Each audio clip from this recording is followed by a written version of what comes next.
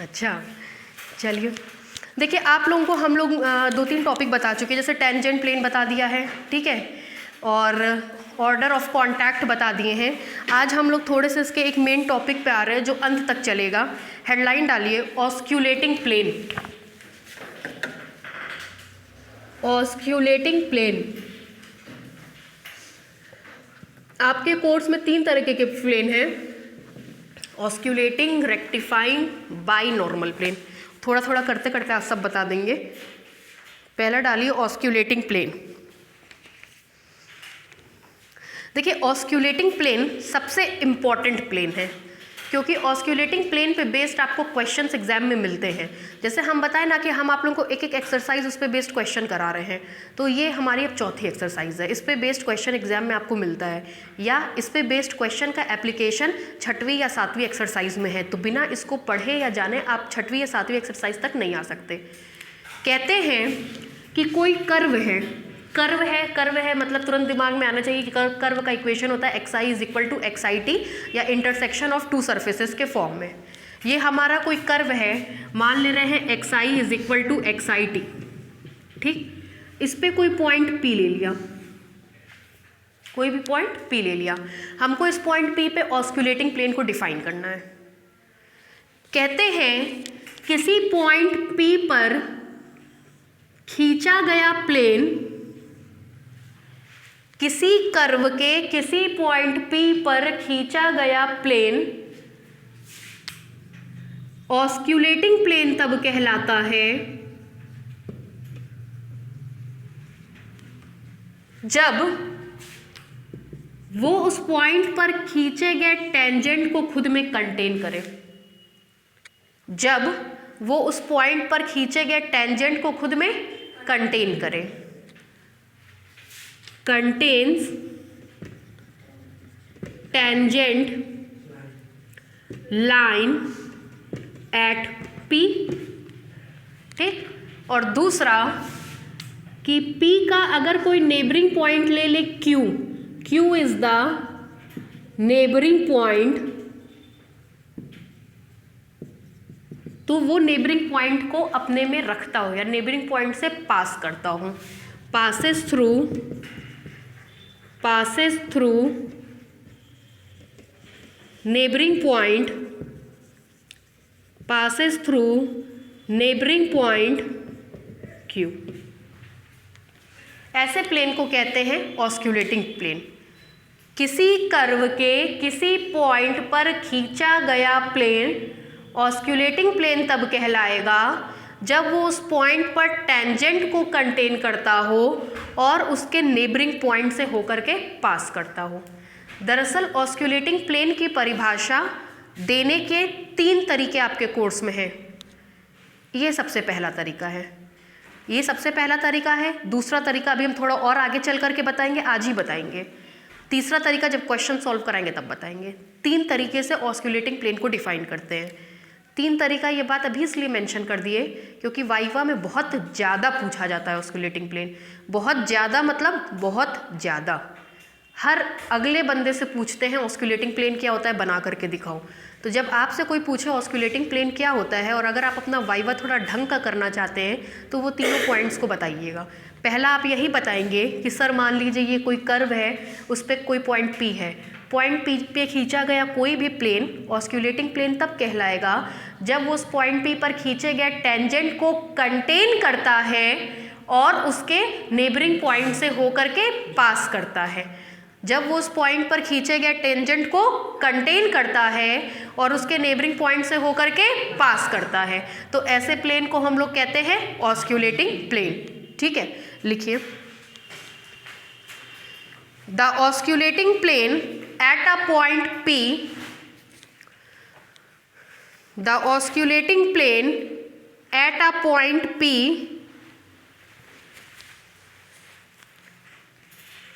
of a curve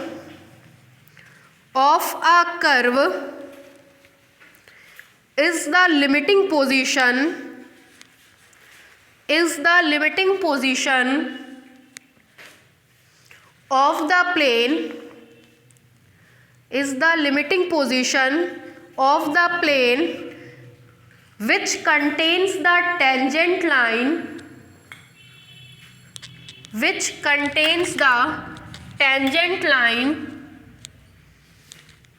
at P,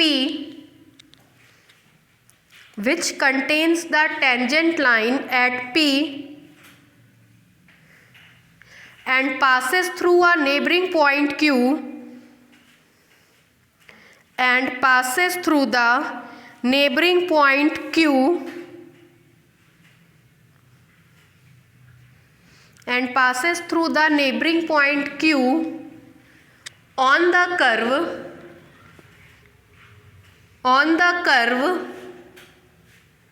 neighbouring point की क्या विशेषता होती है कि जब मन करे वो P पे चला जाएगा।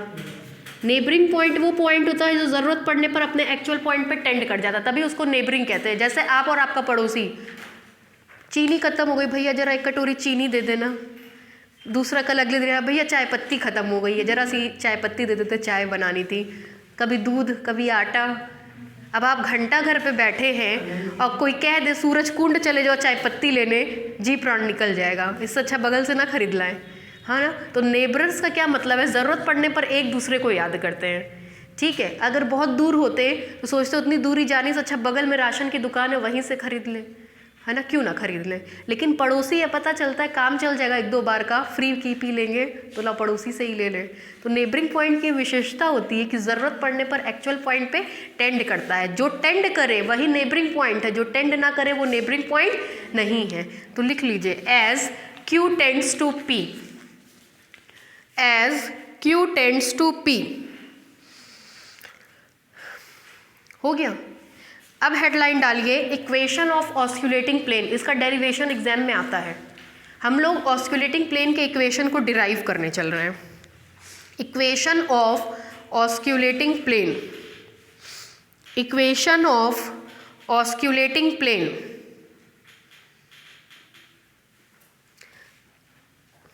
आज पढ़ाने के बाद आपका कोर्स, मतलब पिछले साल हमने बेला में 24 तारीख को जो पढ़ाया था आप लोग उतने के बराबर पहुंच जाएंगे। डेट तर पड़ी है, ये पिछले साल का मेरा नोट्स है। मतलब जुलाई, अगस्त, सितंबर, अक्टूबर, नवंबर, दिसंबर, 6 महीने का कोर्स 2.25 महीने में कंप्लीट हुआ। कल इसका टारगेट पूरा हो जाएगा। जिस टारगेट के पीछे हम भाग रहे थे कि दोनों कोर्स मैच कर जाए, कल मैच कर जाएगा। मतलब वहाँ पे हमने 24 तारीख को जो नोट्स पढ़ाया था वो अब आप लोग कल पढ़ेंगे, 24 दिसंबर का नोट्स, ठीक है। तो कल आप लोग एकदम इस नोट्स के बराबर आ जाएंगे। और दूसरी बात, आपसे कोई अगर नोट्स मांगे तो प्लीज़ मत दीजिएगा। कल मेरे पास बेला के 3 बच्चों का फ़ोन आया, हम आपको बता रहे हैं। 3 बच्चे फ़ोन किए थे। एक का नाम है, उसमें देखिए दिमाग में ध्यान नहीं आ रहा है क्या नाम है, मैसेज में उसका आया था कि वो सब जो है हमसे नोट्स मांग रहे हैं मैट्रिक स्पेस का, क्योंकि उनका ये कहना है कि वो जहाँ भी जिससे भी पढ़ रहे हैं वो ना उनको बेसिक समझा रहा है ना कुछ और। हमने पहला दूसरा लेक्चर कॉमन कर रखा है, बसंत सिंह कुशवाहा, जिसके भी बैच में कभी पढ़ते होंगे। तो मतलब क्या है कि अब बच्चे हर जगह की परेशान हो रहे हैं। क्योंकि यूट्यूब पे हम लोग हैं तो एक दो लेक्चर मिलते ही रहते हैं, तो अपना नोट्स मत दीजिएगा, ठीक है। नोट्स देने के बाद आपके पास कुछ बचेगा नहीं, तो नोट्स गलती से भी अपना मत दीजिएगा, ठीक है। कॉम्प्लेक्स में भी सर आपको यूनिवर्सिटी के ही नोट्स से पढ़ा रहे हैं अब, तो नोट्स जो भी आपको दिया जा रहा है वो वही नोट्स है जो पेपर में आएगा। तो गलती से भी नोट्स का आदान प्रदान मत करिएगा, ठीक है। चलिए देखिए इक्वेशन ऑफ ऑस्कुलेटिंग प्लेन। पहले तो प्लेन का इक्वेशन बताइए, हमने क्या बताया है आपको। किसी पॉइंट से पास करने वाले प्लेन का इक्वेशन AI, ठीक है, हाँ x0 लिख लीजिए। ये उस प्लेन का इक्वेशन है जो x0 I से पास करता है और AI डायरेक्शन कोसाइन या डायरेक्शन रेशियो रखता है। अब हमको अगर इसको ऑस्कुलेटिंग प्लेन बनाना है, ध्यान से सुनिएगा, अगर हमको इसको ऑस्कुलेटिंग प्लेन बनाना है तो हमको इन दोनों का मान इस प्रकार से निकालना होगा कि एक तो वो टेंजेंट लाइन को कंटेन करता हो और नेबरिंग पॉइंट से होकर के पास करता हो, ठीक है। किसी भी प्लेन में अगर इन दोनों का मान बदलते हैं तो अलग अलग प्लेन मिलता है।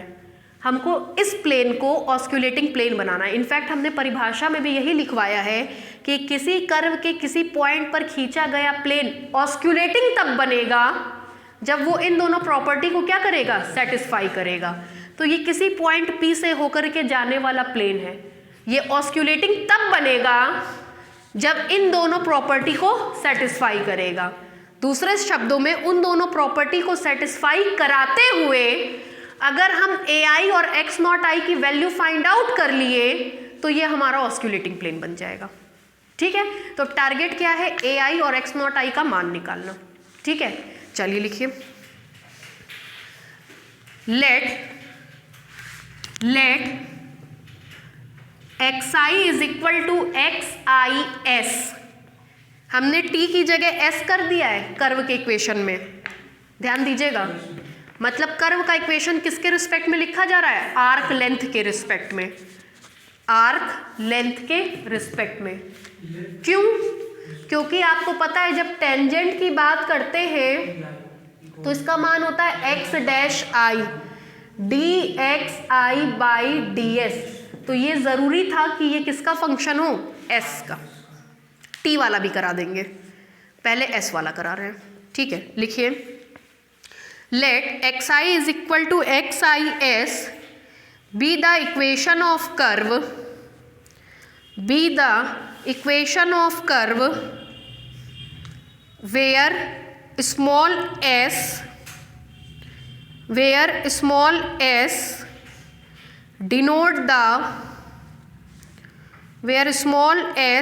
denote the arc length of the curve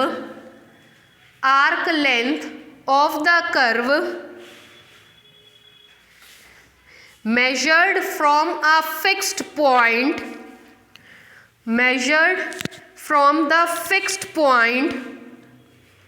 on the curve, measured from the fixed point on the curve,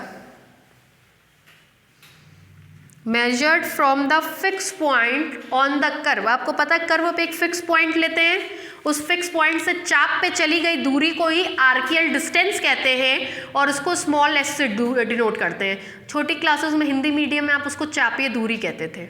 ठीक है, अब पैराग्राफ चेंज करके लिखिए, let the equation of plane,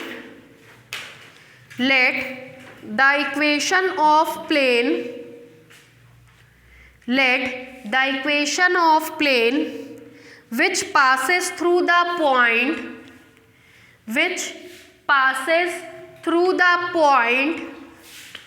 capital P bracket में xi, which passes through the point capital P bracket में xi। आपको पता है ये उस प्लेन का इक्वेशन है जो किस पॉइंट से पास करता है? xi से। कैपिटल xi क्या होता है? वेरिएबल पॉइंट या arbitrary point.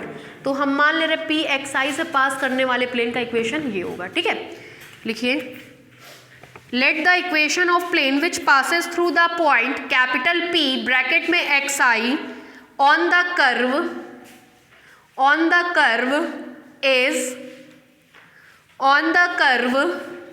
Is equation number 1। On the curve is equation number 1। हो गया? Where AI is the direction ratio,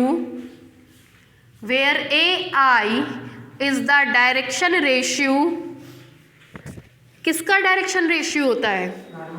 very good, plane के नॉर्मल का। आपको पता है जब प्लेन का इक्वेशन लिखते हैं तो इसके नॉर्मल लाइन को लेते हैं। नॉर्मल मतलब इसके परपेंडिकुलर लाइन को, ये। ठीक है, ये नॉर्मल लाइन होती है। AI इसी का डायरेक्शन रेशियो या डायरेक्शन कोसाइन होता है। किसी भी प्लेन में जो डायरेक्शन रेशियो या डायरेक्शन कोसाइन होता है वो उस प्लेन की नॉर्मल लाइन का होता है। ये दिमाग में अपने सेट कर लीजिए, आगे सुविधा रहेगी आपको। क्योंकि अभी आगे जब रेक्टिफाइंग और बाकी दोनों प्लेन पढ़ाएंगे तब उसमें हम आपको बताएंगे कि कौन सी प्लेन के क्या चीज़ नॉर्मल है। जो नॉर्मल होता है उसी का यूनिट वेक्टर यहाँ लिखा जाता है।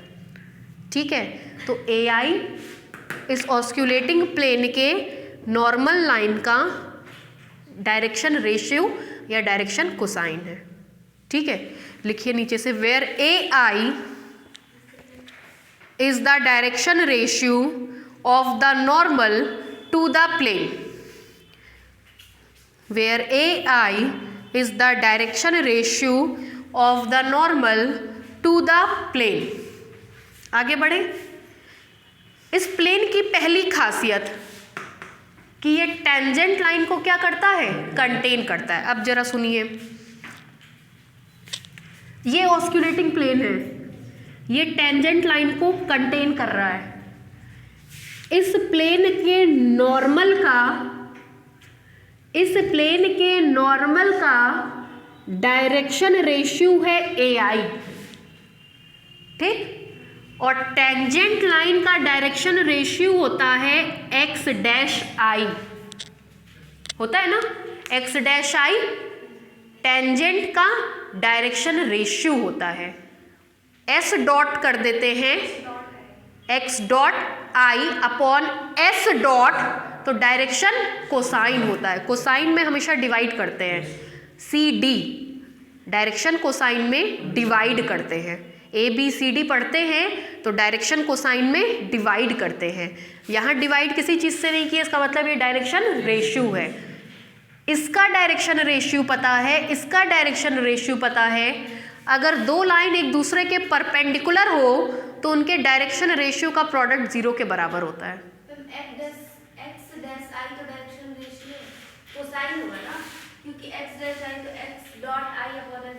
ऐसे याद करिए, डायरेक्शन कोसाइन में डिवाइड करते हैं, ठीक, हमेशा, और डायरेक्शन रेशियो में डिवाइड नहीं करते हैं, बस ये याद रखिएगा। TI का मान होता है x-i, इसको लिखते हैं x dot upon s dot, ठीक है। तो यहाँ पे तो कर्व का इक्वेशन s के ही फॉर्मेट में है। ये तब होता है जब कर्व का इक्वेशन t के फॉर्मेट में होता है। अंतर पकड़ी, t के फॉर्मेट में होगा तो ये डायरेक्शन कोसाइन, ये डायरेक्शन रेशियो, t के फॉर्मेट में। ये किस फॉर्मेट में है, s के फॉर्मेट में, ठीक। अब देखिए, चलिए अब देखिए, दो लाइन एक दूसरे के परपेंडिकुलर होती है तो दोनों के डायरेक्शन कोसाइन या डायरेक्शन रेशियो का डॉट प्रोडक्ट क्या होता है, 0। क्यों 0 होता है, A dot B is equal to cos 90 होगा, cos 90 दैट इज 0। तो अगर ये दोनों लाइन, भाई पता है आपको टेंजेंट लाइन और नॉर्मल लाइन एक दूसरे के क्या होती हैं, परपेंडिकुलर, तो जाहिर सी बात है AI x-i is equal to 0। Clear, लिखिए, since the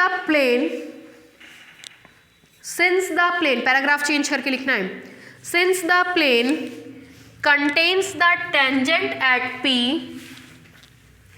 sins the plane contains the tangent at P, that is the direction cosine of the tangent, that is the direction cosine of the tangent at P are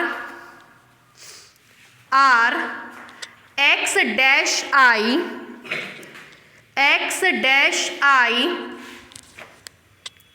then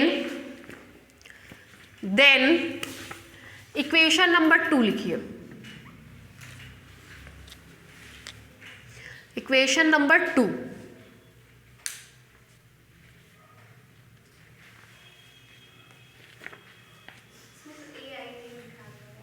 हाँ सबसे ऊपर पढ़िए, where AI is the direction ratio of the normal to the plane, equation 1 के ठीक नीचे लिखवाया है, ठीक है। यहाँ तक हो गया, इसको हमने सेटिस्फाई करा दिया। अगर PXI P का कोऑर्डिनेट है और Q उसका नेबरिंग पॉइंट है, तो मान ले रहे Q का नेबरिंग पॉइंट का कोऑर्डिनेट है x-i, Q का कोऑर्डिनेट क्या माने हैं, x-i, दिक्कत कोई नहीं। चूंकि दूसरा पॉइंट कहता है कि ये प्लेन नेबरिंग पॉइंट से होकर के पास करता है, तो ये प्लेन का इक्वेशन नेबरिंग पॉइंट को सेटिस्फाई करेगा। मतलब हम वेरिएबल पॉइंट की जगह अगर एक्स डैश आई लिख देंगे तो कोई फर्क नहीं पड़ेगा, क्योंकि ये प्लेन इस पॉइंट से होकर के पास कर रहा है, तो ये पॉइंट इस प्लेन के इक्वेशन को क्या करना चाहिए, सेटिस्फाई करना चाहिए। जब भी सेटिस्फाई कराते हैं तो हमेशा वेरिएबल की जगह वैल्यू को पुट करते हैं। पता होगा ये बात आप लोगों को। अगर लाइन का इक्वेशन है 2x + 3y + c = 0 और ये लाइन 4,5 से पास कर रही है, तो x की जगह 4, y की जगह 5, मतलब हमेशा वेरिएबल की जगह उस पॉइंट को रखा जाता है। चूँकि यहाँ वेरिएबल कैपिटल XI है तो उसी की जगह उस पॉइंट को क्या करेंगे, रखेंगे और सेटिस्फाई कराएंगे। आगे बढ़े, चलिए लिखिए। Let the coordinate of neighbouring point, let the coordinate of neighboring point Q is, let the coordinate of neighboring point Q is, let the coordinate of neighboring point Q is, bracket में लिखिए, sorry लिखिए Q, bracket में लिखिए x dash I, Q bracket में x dash I। ठीक, जरा और देखिए, that is x dash I = xi। जरा यहाँ देखिए, मेरी बात पहले सुनिए, लिखने के चक्कर में मत फंसिए। नेबरिंग की विशेषता ये होती है कि एक्चुअल पॉइंट के बड़ा नज़दीक होता है। गलती से हमने नेबरिंग यहाँ बना दिया अपने लालच में, क्योंकि दिख रहा था कि ये यहाँ से पास कर रहा है। आपको पता है हमेशा इंक्रीजिंग डायरेक्शन में ही नेबरिंग होता है, मतलब नेबरिंग कहीं ना कहीं यही होगा, हमेशा ऊपर की तरफ बढ़ते हैं। ठीक है, अगर फिक्स पॉइंट से एक्चुअल पॉइंट की दूरी s रही होगी तो फिक्स पॉइंट से नेबरिंग पॉइंट की दूरी s + ΔS रही होगी। मेरी बात से सेटिस्फाई हैं आप लोग? नेबरिंग पॉइंट और एक्चुअल पॉइंट के बीच में बहुत छोटा डिफरेंस होता है, तभी वो नेबरिंग कहलाएगा। आप और आपके पड़ोसी में बस एक कॉमन दीवार होनी चाहिए, 2-4 किलोमीटर का अंतर नहीं होना चाहिए। तो अगर पॉइंट पता है फंक्शन किसके फॉर्मेट में लिखा जा रहा है, s के, अगर p की फिक्स पॉइंट से डिस्टेंस s रही होगी तो जाहिर सी बात है नेबरिंग होने के कारण इसकी फिक्स पॉइंट से डिस्टेंस s + ΔS रही होगी। जहां ΔS बहुत छोटा है, ज़रूरत पड़ने पर उसको हम टेंड्स टू 0 करेंगे। जैसे ही ये टेंड्स टू 0 होगा, q अपने आप कहाँ टेंड कर जाएगा, p पर टेंड कर जाएगा। ठीक है, तो x डैश I का मतलब, x डैश I का मतलब x I में कितने का अंतर कर रहे हैं, s + ΔS का अंतर कर रहे हैं। x डैश I का मतलब xi में हम अंतर कर रहे हैं कितने का, s + ΔS का। x डैश I का मतलब xi में कितने का अंतर कर रहे हैं, s + ΔS का। ठीक है, उतारिए दैट इज करके।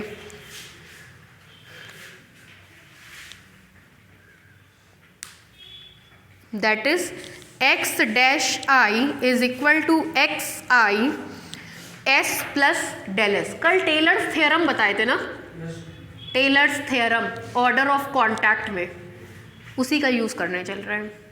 ठीक है, नीचे से लिखिए, then by Taylor's theorem, then by Taylor's theorem comma we have, then by Taylor's theorem comma we have, Taylor's कहते हैं x dash I = xi + ΔS upon factorial 1 x dash I, वहाँ लिखते थे t - T0।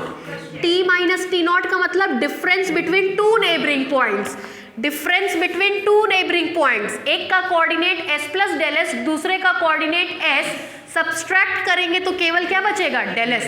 कल बताया था t - T0 final point minus initial point. अगर आज final point minus initial point करेंगे तो मेरे हिसाब से कट पिट करके केवल क्या बचेगा, डेल एस बचेगा। डाउट नहीं है ना, आगे बढ़े। उसके बाद मिलेगा प्लस डेल एस का square upon factorial 2 x double dash I plus del S का cube upon factorial 3 x triple dash I and so on. ये है हमारा टेलर्स थ्योरम से इसका एक्सपेंशन। ठीक है, उतारिए, पढ़ के जाइएगा, प्रूफ आता है ऑस्कुलेटिंग प्लेन का, है ना। ये नहीं कि छोड़ के चले गए, पता नहीं आता है कि नहीं आता है, सब आता है, छूटना नहीं चाहिए कुछ भी।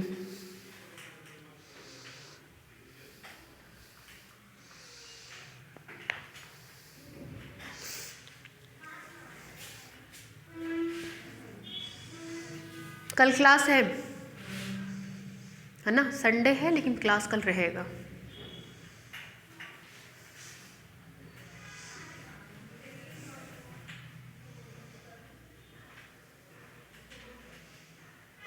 सर टेस्ट के लिए कुछ बोले हैं क्या? हाँ, हमसे बात हुई थी, हमने कहा आप पहले ले लीजिए, आपकी इच्छा ज़्यादा है तो, है ना। तो क्या हालचाल है आप लोगों का, बताइए।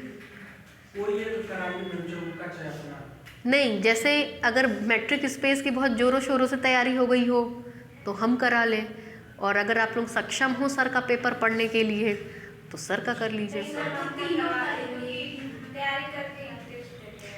हाँ, वो तो हम देख लिए, तैयारी करके आप लोग टेस्ट देते हैं, उसकी कोई बात नहीं है, इसीलिए पूछ रहे, जिसमें तैयारी आप लोगों की हो वो दे लीजिए सर्व सहमति से, आपस में खुसुर फुसुर कर लीजिएगा क्लास के बाद।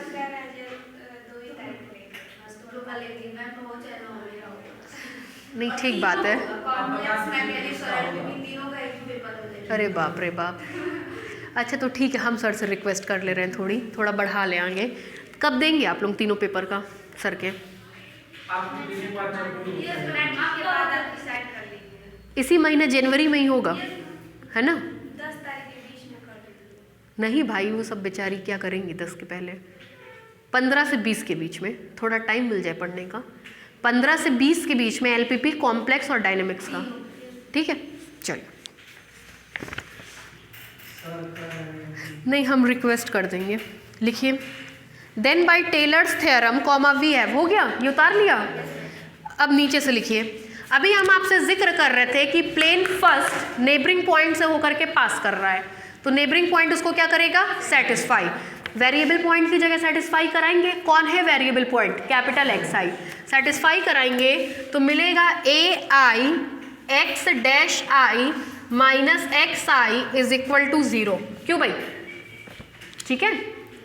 लिखिए, since the plane one, Taylor's के नीचे से लिखिएगा, since the plane one passes through the neighboring point Q, since the plane 1 passes through the neighboring point Q, comma, therefore we have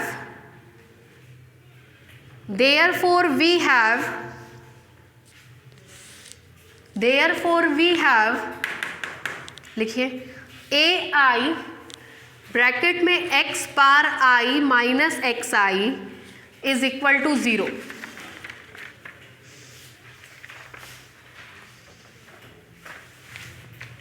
हो गया। अब जरा 2 मिनट ब्लैक बोर्ड पे देखिए।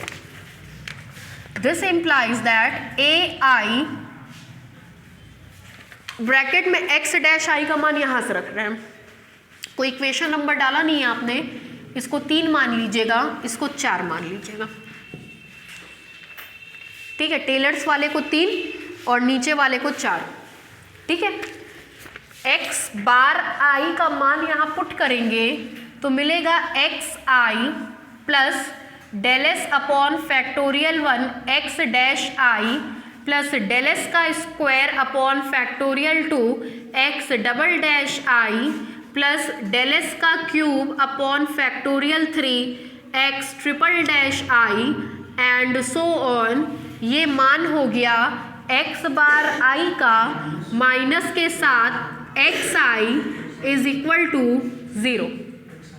ठीक, दिस इम्प्लाइज दैट ai, अब ब्रैकेट में देखेंगे तो ए xi से xi क्या हो जाएगा, कैंसिल हो जाएगा और आपको मिलेगा del S upon factorial 1 x dash I plus del S का square upon factorial 2 x double dash I plus del S का whole cube upon factorial 3 x triple dash I and so on is equal to 0। ठीक, जिसको लिखा जा सकता है this implies that, अगर आप देखें तो सारे के सारे में del S upon factorial 1 common हो जाएगा, या देखिए चलिए देखिए del S upon factorial 1 A I X dash I plus del S का square upon factorial 2 A I X double dash I plus del S का whole cube upon factorial 3 A I X triple dash I and so on is equal to 0। ठीक, A I X dash I is equal to 0, A I X dash I is equal to 0। मेरे हिसाब से ये common रहेगा, बाहर कर दीजिए।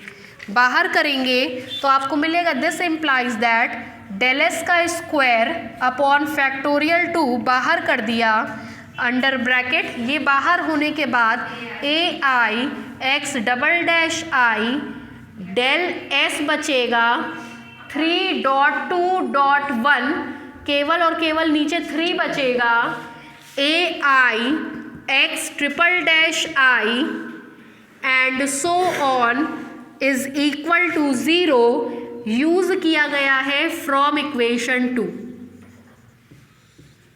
यहां तक में कोई डाउट?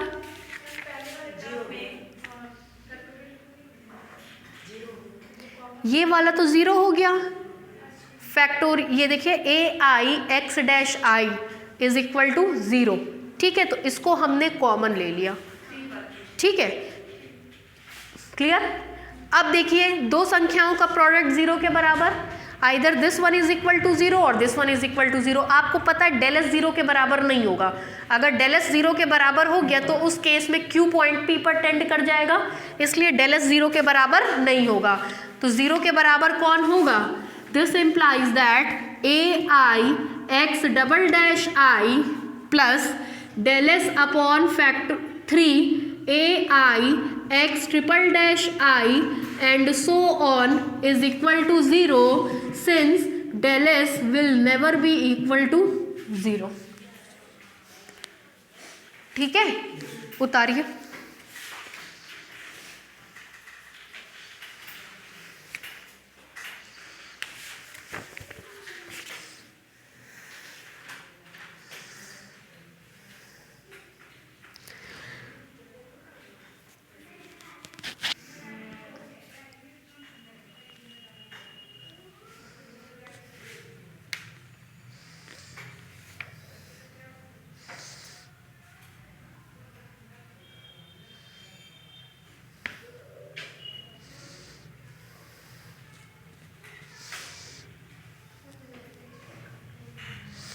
क्या दे, इतना गंदा टेस्ट था वो, क्या तो कॉपी आप लोगों को बांटे, हम शर्म के मारे कॉपी नहीं दे रहे हैं। बड़ा अच्छा नंबर कोई थोड़ी ना आया है जो कॉपी बांटे, बहुत ख़राब टेस्ट दिए, बस ऐसा समझ लीजिए।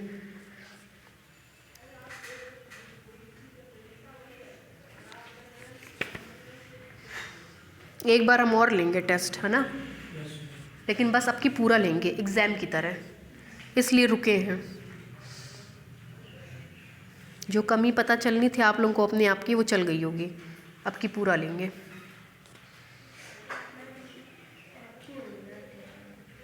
हाँ हाँ एकदम रख रखे हैं, कहाँ फेंकेंगे।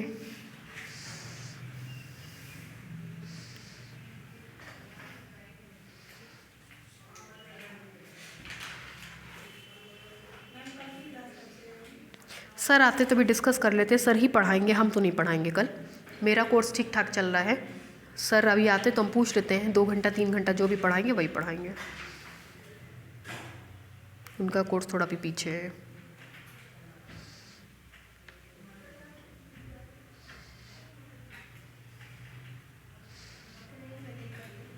हाँ सर शाम को ही बुलाता है, वो संडे को सोते हैं।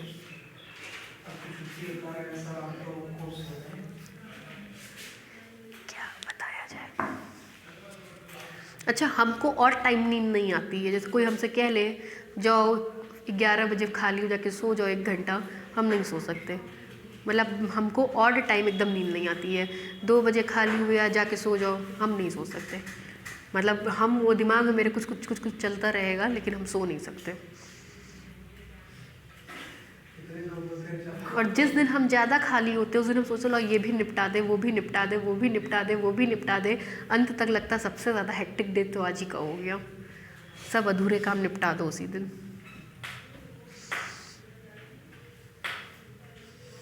अरे ठीक है, एक जीवन मिला है, आराम के लिए नहीं मिला है, मेहनत के लिए मिला है। आराम तो सबको करना है, एक दिन करते रहिएगा।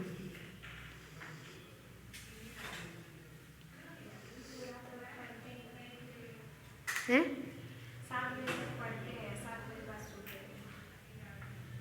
7 बजे के बाद सो जाती हैं?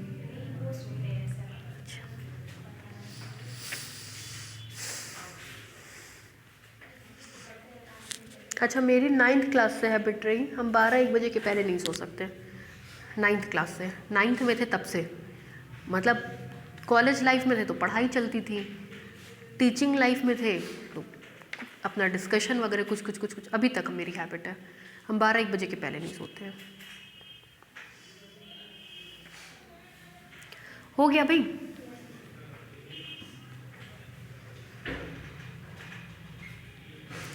अब आप लिमिटिंग कंडीशन ले लीजिए।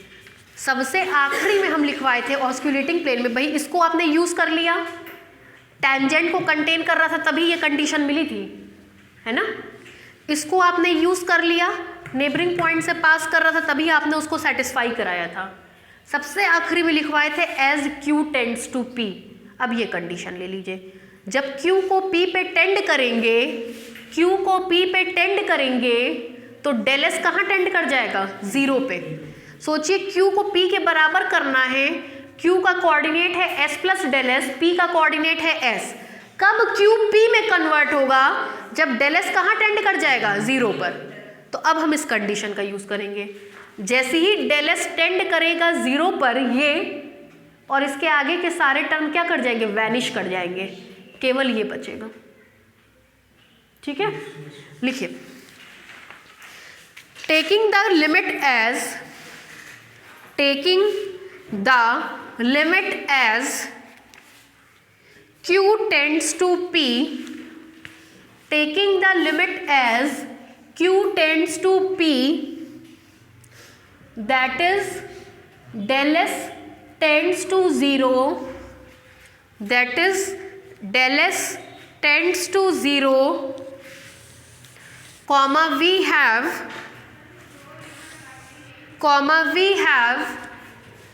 जैसे ही डेल एस को टेंड्स टू 0 करेंगे ये, और फर्दर आगे के सारे टर्म वैनिश कर जाएंगे, केवल और केवल आपको मिलेगा A I dot X double dash I is equal to 0। इसको कंसीडर्ड कर लीजिएगा एज इक्वेशन नंबर 5।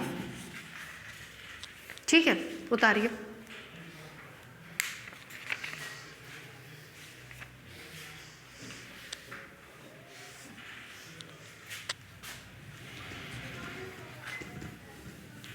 हो गया भाई।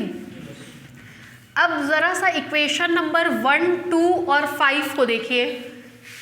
1, 2 और 5 में तीनों में ए आई आया है, दिख रहा है? ए आई को एलिमिनेट कर दीजिए। एलिमिनेट करने का तरीका वही डिटर्मिनेंट बना करके, है ना। लिखिए eliminating A I from equation 1, 2 and 5, from equation 1, 2 and 5, comma we must obtain, comma we must obtain, देखिए जैसे ही 1, 2 और 5 से एलिमिनेट करेंगे, पहले का कोफिशिएंट मिलेगा x1 minus x1, x2 minus x2, x3 minus x3। क्यों भाई, केवल 3 ही तक लेते हैं। यहाँ से कोफिशिएंट मिलेगा x-1, x-2, x-3। यहाँ से कोफिशिएंट मिलेगा x-1, x-2, x-3, डिटर्मिनेंट में इज इक्वल टू 0। ठीक है, कुछ ध्यान आ रहा हो आप लोगों को? तो बताए थे कि जब इसको एक्सपेंड करते हैं तो इस फॉर्म में लिखते हैं epsilon i J K X I minus X I X dash J X double dash के इज इक्वल टू 0। कुछ ध्यान आ रहा है? इसका मान बताए थे कि जब 1 2 3 2 3 1 3 2 1 3 1 2 होता है तो 1 एंटी सिमेट्रिक होता है -1, कोई दो इंडेक्स सेम होता है तो 0। ये किसी भी डिटर्मिनेंट को लिखने का सबसे सुंदर तरीका है। एप्सिलॉन आई जे के this value this this and this. ठीक है, यही हमारे ऑस्क्यूलेटिंग प्लेन का इक्वेशन है, चाहे आप ये कहें चाहे ये वाला कहें, यही ऑस्क्यूलेटिंग प्लेन का इक्वेशन है। तब जब X I is equal to function of S, जब एक्स आई किसका फंक्शन होगा? एस का होगा। ठीक है, उतार लीजिए इसको, मान लीजिएगा equation number 6।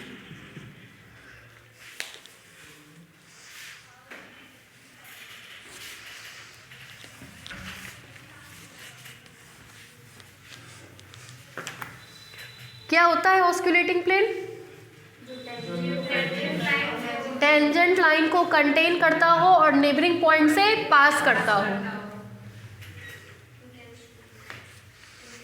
S Q tends to P, S Q tends to P का मतलब Q is the neighbouring point. यही नेबरिंग पॉइंट की पहचान होती है। वो नेबरिंग पॉइंट तभी है जब क्यू कहाँ टेंड करेगा? पी पे।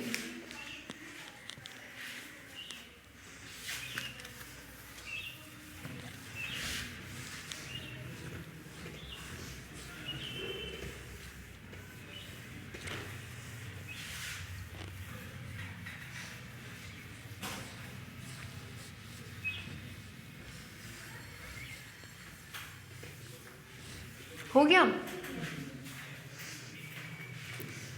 बोले आगे, नीचे से लिखिए इक्वेशन नंबर 6 के नीचे से लिखिए which is the equation of osculating plane, which is the equation of osculating plane, which is the equation of osculating plane when the equation of curve is, when the equation of curve is xi is equal to xis, when the equation of curve is xi is equal to xis, मतलब curve किस function के रूप में लिखा जाएगा? s, where s is the arc length. ठीक है, आगे बढ़े। ये तो तब की बात हो गई जब कर्व का equation xi is equal to xis है। What will we do when the equation of curve is xi is equal to xit? क्या करेंगे तब जब हमारे कर्व का equation xi is equal to xit के फॉर्मेट में होगा? आपको पता है मोस्ट प्रोबेबली हमको जो मिलता है वो xi is equal to xit ही मिलता है, xi is equal to xis नहीं मिलता है। तब क्या करेंगे? पैराग्राफ चेंज करके लिखिए। उसके लिए लिखिए when the equation of curve is, when the equation of curve is, when the equation of curve is in the form, in the form xi is equal to xit, when the equation of curve is in the form xi is equal to xit, comma where t is any parameter, where t is any parameter, then we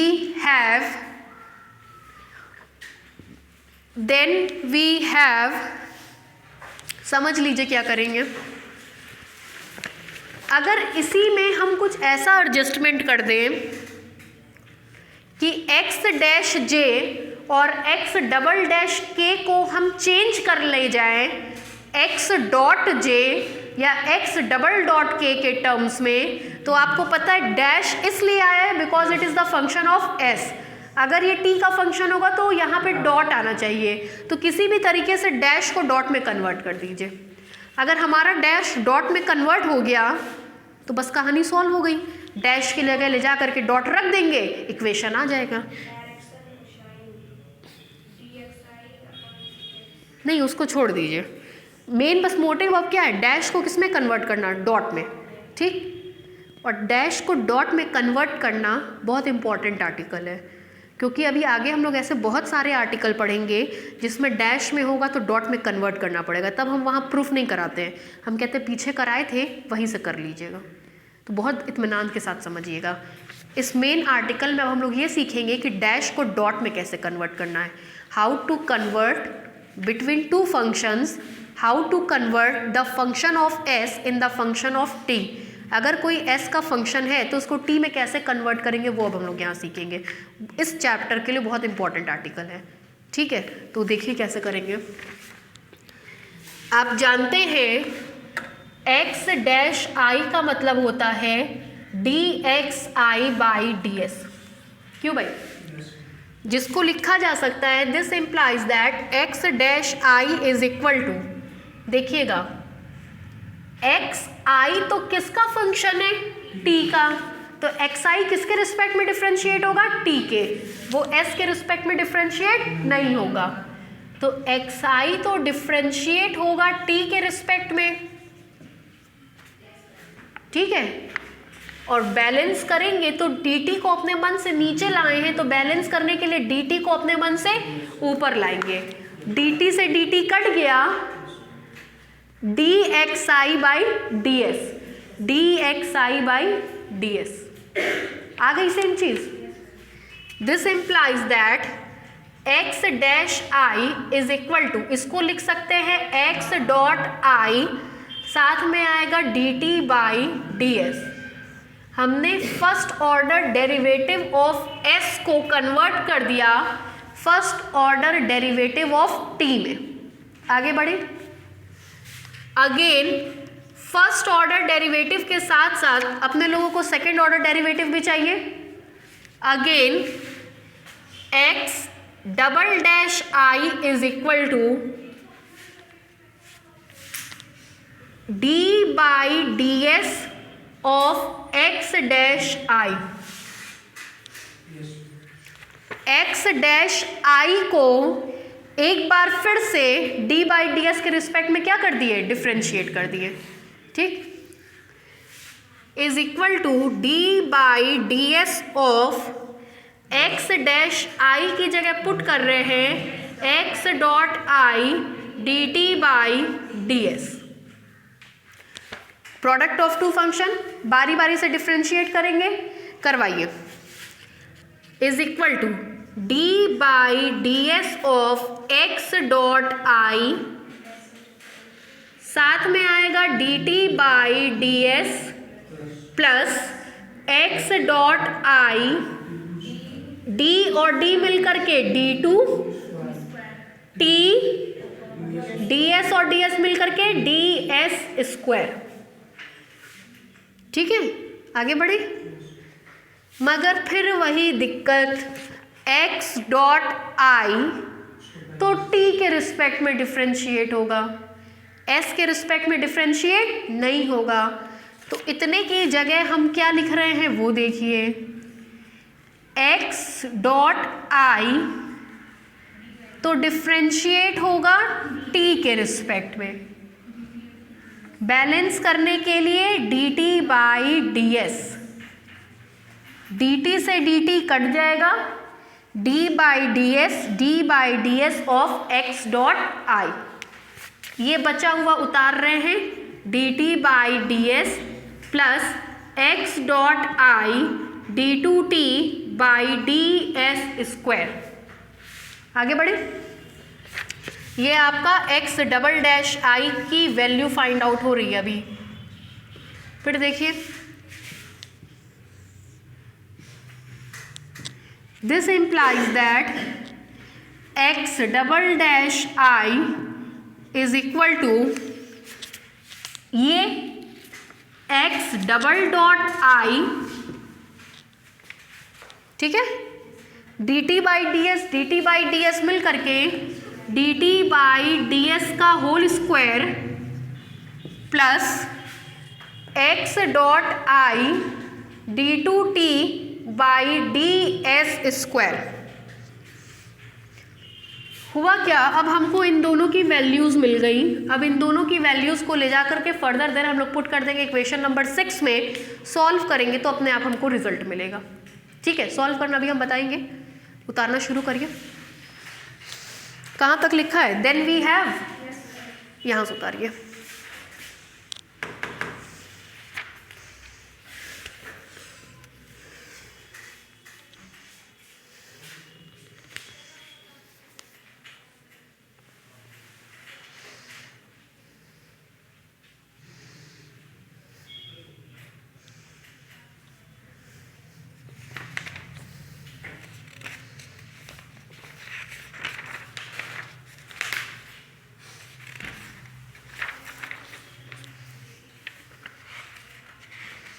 अब बड़ा important इसमें चलेगा, जैसे कल हम पढ़ाएंगे, कल नहीं अब मंडे को पढ़ाएंगे कर्वेचर, सेरेट फेरेट फार्मूला, ये सब बहुत इंपॉर्टेंट है। ऐसे कह लीजिए किसी चैप्टर की जो बेस चीज़ें होती हैं, जो उस चैप्टर की जान होती हैं, वही अब ये सब आप पढ़ रहे हैं। ये सब इस चैप्टर की जान है। सेरेट फेरेट फार्मूला, कर्वेचर हो गया, टॉर्शन हो गया, उस पर बेस थ्योरम्स हो गए, कर्वेचर और टॉर्शन का फार्मूला हो गया। अब ये सब इसकी इस चैप्टर की जान है, मेन चीज़ें हैं। कोशिश करिएगा नागा ना हो।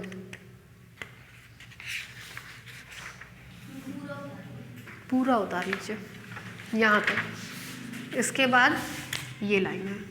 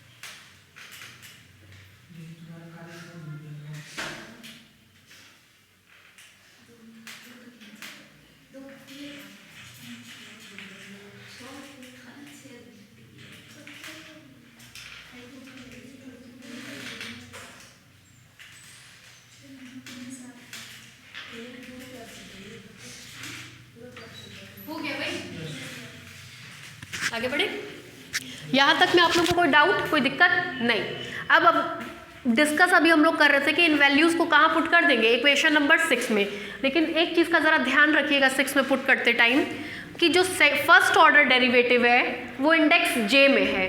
तो जब आप लोग फर्स्ट ऑर्डर डेरिवेटिव की वैल्यू पुट करेंगे तो इंडेक्स जे में पुट करेंगे, और जो सेकेंड ऑर्डर डेरिवेटिव की वैल्यू पुट करेंगे तो इंडेक्स के में पुट करेंगे। सेकेंड ऑर्डर डेरिवेटिव की वैल्यू इंडेक्स के में, ठीक है, इस चीज़ का विशेष ध्यान रखिएगा। लिखिए, using these values in equation 6, using these values in equation 6, using these values in equation 6, comma we have, using these values in equation 6, comma we have, चलिए देखिए ज़रा सा ब्लैक बोर्ड पे कैलकुलेशन देखिए, बस ये आर्टिकल लगभग आपका फिनिश्ड है। देखिए, मिलेगा आपको ये एप्साइलन आई जे के। अब हम एप्साइलन आई जे के की वैल्यू मेंशन नहीं कराए हैं, ठीक है, बार बार मेंशन नहीं करती है। एक बार आपका मेंशन हो गया तो अब आपको वो माइंड में रखना पड़ेगा। 1 2 3 2 3 1 3 1 2 1, किसी भी दो को इंटरचेंज कर दीजिए, -1, दो को बराबर कर दीजिए, दैट मीन्स 0। तो वो अब आप अपने माइंड में लेकर के चलिएगा कि ये होता है। देखिए, मिलेगा आपको एप्साइलन आई जे के, this implies that epsilon I J के under bracket x I minus X आई। अब की ये जो एक्स आई है this is the function of T, यहाँ जो एक्स आई है it is the function of S, ठीक। एक्स डैश जे की वैल्यू आएगी x dot J D T by D S, और दूसरा है आपका एक्स डबल डैश के, तो मिलेगा एक्स डबल डॉट के, साथ में आएगा d T by D S का होल स्क्वायर, प्लस उसके बाद है एक्स डॉट के, साथ में आएगा d two T by D S square is equal to 0। कोई डाउट? फिर देखिए, दिस इम्प्लाइज दैट, एक काम करते हैं ना, चलिए मल्टीप्लाई कर देते हैं इस पूरे टर्म का पहले इसमें, फिर इस पूरे टर्म का इसमें करवाइए।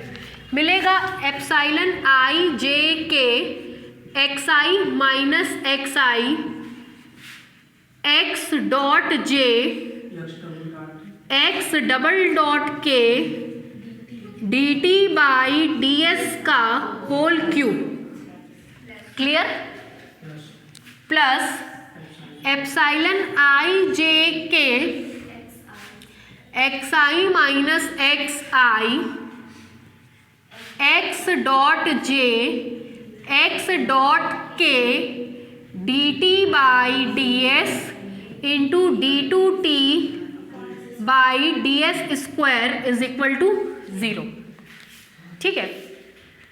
कोई दिक्कत यहाँ तक में? फिर देखिए, अब हम लोग कहेंगे कि एक टर्म हमारा ये वाला वैनिश कर जाएगा, x dot J X dot के आई जे के वैल्यूज के हिसाब से एक टर्म हमारा वैनिश कर जाएगा। उसका एक्सप्लेनेशन देते रहे, यहाँ तक लिख लीजिए, पहले लिखिए इतना, उतार लीजिए, लिखिए, हम बता रहे हैं, उतारिए।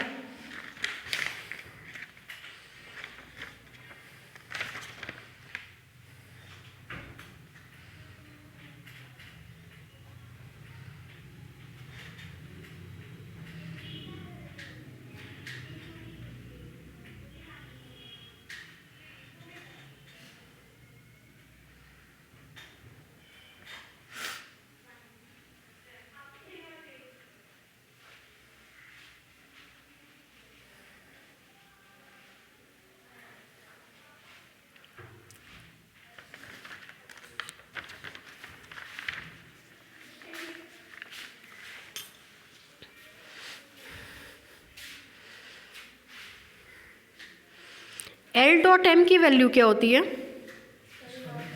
L dot m direction cosine में एल डॉट एल की वैल्यू 1, एल डॉट एम की वैल्यू 0, एम डॉट एन की वैल्यू 0, एन डॉट एल की वैल्यू 0। हाँ 1 कहाँ 0, क्यों? एल एक्स एक्सिस के along direction cosine, m y axis के along direction cosine, dot product निकालेंगे cos 90 की वैल्यू 0। ठीक है, आगे बढ़े, एक्सप्लेनेशन फिर सुन लीजिए इसका। एम डॉट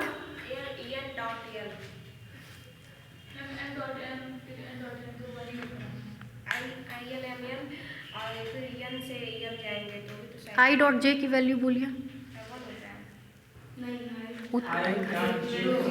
खुद डांट पिटाई खाएंगी, सब भूल रही हैं। आई डॉट आई की वैल्यू 1, आई डॉट जे की वैल्यू, ठीक है। आगे अब हम बढ़े, चलिए देखिए,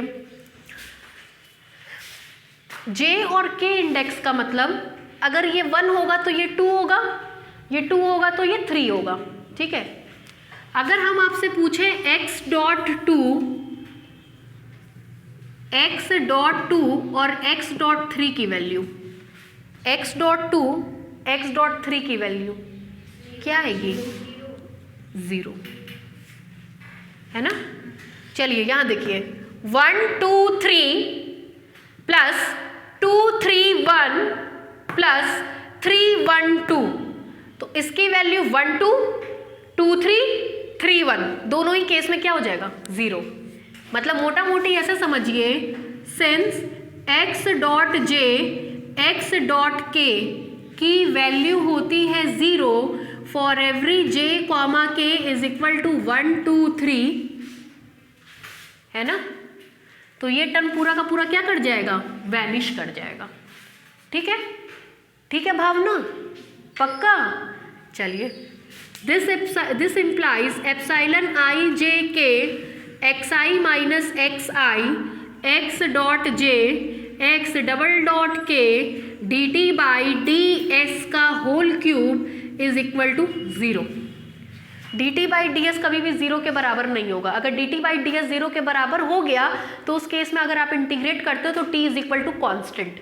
t कॉन्स्टेंट नहीं है, t पैरामीटर है।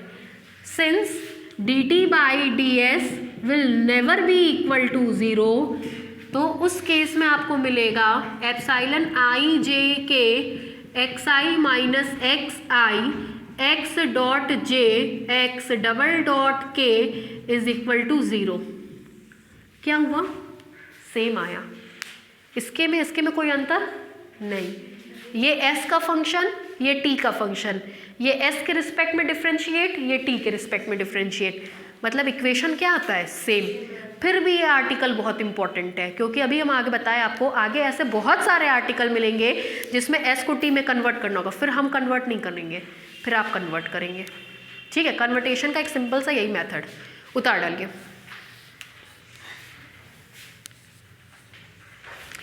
अच्छा जरा अमृता ये बताना, l m m n n l क्या होता है? 0 ना। ये हमने क्या लिखा है? अगर ये एप्साइलन के साथ जुड़ेगा तो l m plus m n plus n l is equal to 0। तो आप यहाँ पे ये भी लिख सकते हो, epsilon I J K X I minus X I X dot J X dot K is equal to 0। कुछ किताबों में ये लिखा हुआ है अमृता, और कुछ किताबों में जो हमने पहले लिखा था वो लिखा हुआ है। दोनों का मतलब एक ही है। ठीक है, तो ये भी आप लिख सकते हो।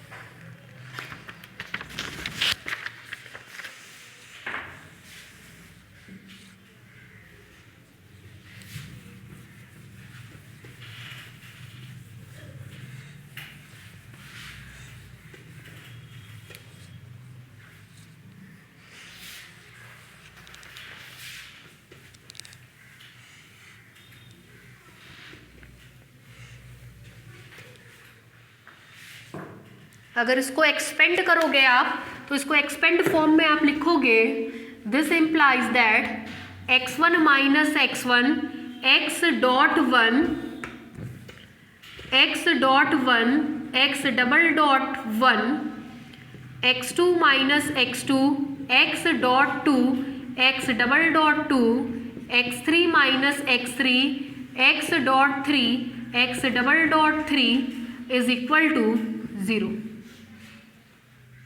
क्यों भाई, ठीक है ना?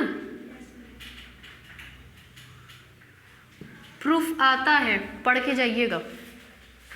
इसको भी ब्रैकेट में पैक कर लीजिएगा।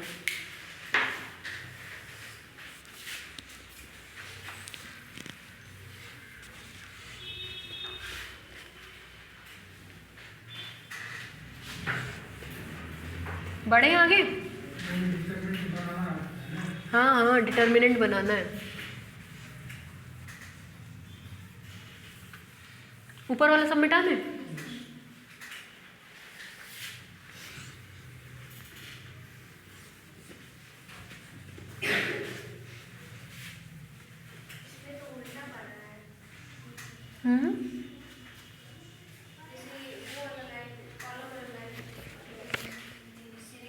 नहीं नहीं, ये नहीं लिखना है, जैसे उसमें लिखे थे वैसे ही लिखिएगा बिल्कुल। ऊपर कैपिटल एक्स के टर्म्स, सेकंड में एक्स डॉट के टर्म्स, फिर एक्स डबल डॉट के टर्म्स, बिल्कुल वैसे ही लिखिएगा, चेंज वेंज मत करिए।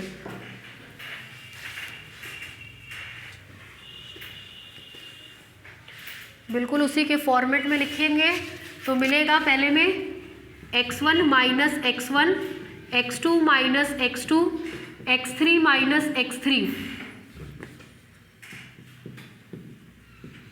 इसमें लिखेंगे तो x dot 1, x dot 2, x dot 3, x double dot 1, x double dot 2, x double dot 3 is equal to 0। यही लिखिएगा, ठीक है? नीचे से लिखिए which is the equation of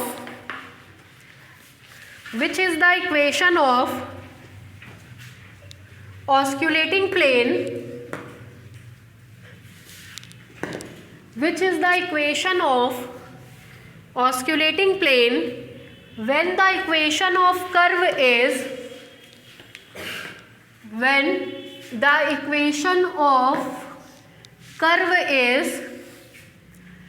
xi is equal to xit, when the equation of curve is xi is equal to xit, when the equation of curve is xi is equal to xit। हो गया? Clear है? Question लिखिए। Proof that the osculating plane